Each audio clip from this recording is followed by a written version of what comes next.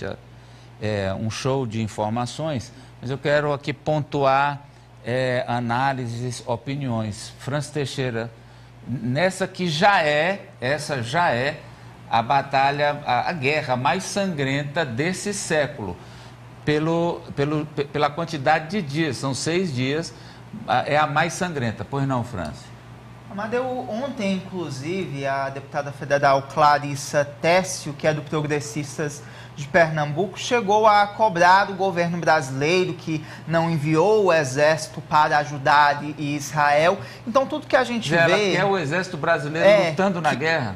Em Israel, sinalizando que os Estados Unidos já está ajudando com o envio de aviões para auxiliar Israel nessa batalha. Queria que o governo brasileiro também ajudasse.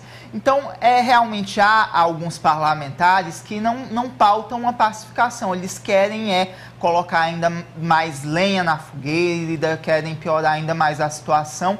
E o exemplo disso são essas fake news que, inclusive, estão sendo replicadas a todo momento no Congresso Nacional, inclusive em discursos.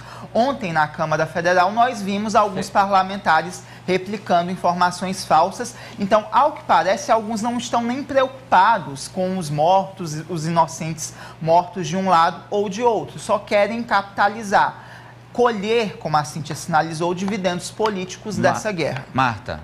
É isso, Amadeu. Diante das atrocidades que a gente está vendo, inclusive ao vivo, a gente vê o que está acontecendo lá. Pessoas morrendo a todo instante. É muito difícil para nós, brasileiros, entendermos a real situação do que se passa lá, porque aqui não acontece uma guerra nessa magnitude. Então, eu acho que o que a gente tem que fazer nesse momento é, claro, cobrar das lideranças, da comunidade internacional, dos políticos, uma mobilização externa, porque, na minha opinião, a solução para os problemas não vai sair nem de Israel e nem da Palestina, porque o que a gente está vendo aqui, de Hamas, na verdade, nenhum dos lados está disposto a negociar no momento. Então, fica difícil que até a gente veja um futuro próximo de paz e harmonia. Então, a comunidade internacional é que tem que fazer realmente esse movimento para intervir pela paz nos dois estados. E, claro, a gente torce para que essas pessoas, esses civis, porque no meio disso tudo, o mais importante são as pessoas de bem que estão lá, as crianças que estão sofrendo nesse momento, morrendo por conta dessa guerra, para que eles consigam sair dessa situação, consigam se refugiar e consigam encontrar abrigo em um outro lugar que seja calmo e que tenha paz e que traga acolhimento para essas pessoas que estão precisando tanto nesse momento. Apoliana, eu me lembrei que na guerra Rússia-Ucrânia houve brasileiros que como é que chama a palavra? Se voluntariaram e foram até lá, né? Reservista aqui no Brasil e tudo. E aí chegou lá gravando vídeo. Gravou vídeo entregando as posições dos ucranianos para os russos. Aí tiveram os locais bombardeados, muitos morreram. O cara acha que guerra é ficar em computador digitando. Meu irmão, a última guerra que o Brasil lutou foi um século e tanto, foi a Guerra do Paraguai. A gente era majoritariamente superior.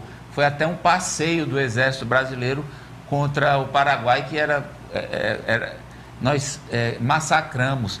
Olha, não queiram guerra, vocês não sabem o que é uma guerra, nem imaginam do que vocês estão falando. Alguém que cogita que o Brasil entre numa guerra ou cogita se voluntariar para ir para um campo de batalha. Meu Deus, é a loucura ao último estágio de potência. Pois não, lembrando que a gente só tem munição para alguns minutos de guerra, né? A gente não aguentaria sequer 6 dias de um conflito. Amadeu, vou trazer alguns dados, primeiro, sobre esse conflito, né? Porque a gente está discutindo muito quem é o culpado, quem é que começou, quem é que está retalhando quem. E existe essa discussão em todo o mundo, principalmente lá, Israel, Palestina, faixa de Gaza. 10 mil mortos é esse o número. Israel matou 10 mil palestinos entre 2000 até o mês passado. 10 mil palestinos mortos por Israel. E aí a gente teve esse ataque do último fim de semana, que para alguns foi uma mera reação. E vou trazer aqui a posição da professora universitária, pacifista e ativista em direitos humanos, Nuri Pele El-Hanan, acredito que tenha acertado a pronúncia, ela falando justamente sobre como as crianças já são educadas em Israel para trabalharem no exército, para serem contra os palestinos. Então, é uma cultura que está enraizada nesses indivíduos. A gente vê... De um lado e de outro. Do lado de outro, exatamente. Eu estou falando aqui do caso, porque ela é uma crítica lá dentro de Israel, a professora, mas a gente vê que está muito enraizado e por isso que é muito difícil, como a Marta disse, que cada um dos lados esteja disposto a negociar. Agora, o que a gente vai sempre pedir, ou pelo menos eu sempre faço esse apelo, é quem quer deixar o país, quem quer sair de lá, quem quer fugir desse terror, tem que ter a liberdade, tem que ter o seu direito humanitário, tem que ter o direito à vida, né? Poder sair de lá. Fala, Ari. Madeu, eu acho que o maior risco hoje é a invasão da Palestina por terra por parte de Israel. Porque aí a gente vai ver o que é banho de sangue, a gente vai ver o que é sofrimento do povo palestino. E ainda mais, Israel está numa encruzilhada. Ele quer os seus 150 israelenses de volta, como numerou a Socorro. E aí, se ele invade por terra, não há nenhuma garantia que o Hamas não vá matar esses 150 israelenses. Mas se ele também não invade e continua esse bombardeio, o Hamas pode manter esses reféns para negociar pela soltura de centenas de palestinos, inclusive crianças também, mulheres, que estão presos nas prisões israelenses. Então, eu acho que o pior dos mundos, nesse momento, é essa encruzilhada. Invade ou não invade. E mulheres e crianças deveriam, pelo menos, ser libertados nesse momento. Acho que razoável seria uma troca entre mulheres e crianças reféns do Hamas e mulheres e crianças palestinos presos por Israel, uma troca dessa parcela, né, dessa faixa etária e das mulheres e idosos também. Mas antevejo que o pior do conflito está por vir, infelizmente. Ari, eu espero, o Deus que eu acredito, que é Deus de bondade, Deus de paz, que fique circunscrita essa maldição ao que já está e não aumente, sabe? Porque não pode ficar pior, quer dizer, poder pode, mas que não piore, que não fique pior no mundo, um mundo pior do que esse que já estamos vivendo. Quero agradecer a participação, então, da Socorro e da Cíntia. Obrigado, Socorro. Obrigado a vocês, até amanhã. Obrigado, Cíntia. Obrigada, Amadeu. Olha, o Itamaraty divulgou agora há pouco que levou alimentos e colchões para os brasileiros que estão lá naquela faixa de Gaza. E, se você me permite, como hoje é Dia da Criança, eu queria colocar aí essa foto, só para encerrar minha participação hoje. Não é necessariamente uma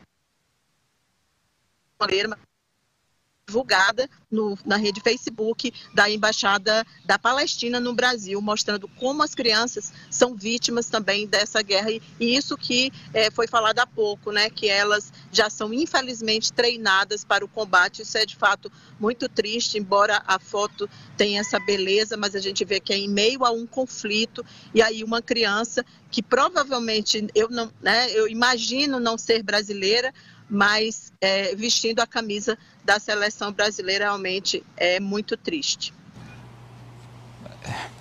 Bastante.